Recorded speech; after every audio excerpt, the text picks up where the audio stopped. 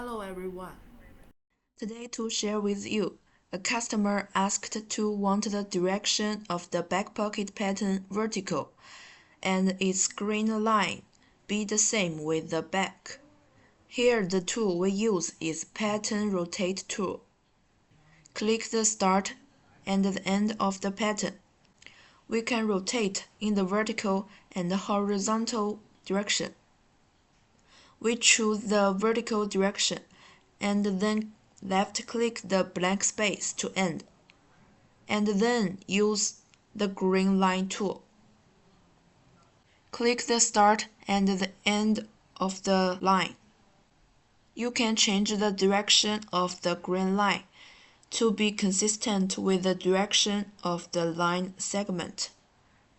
Then we have completed the modification. Thank you for watching.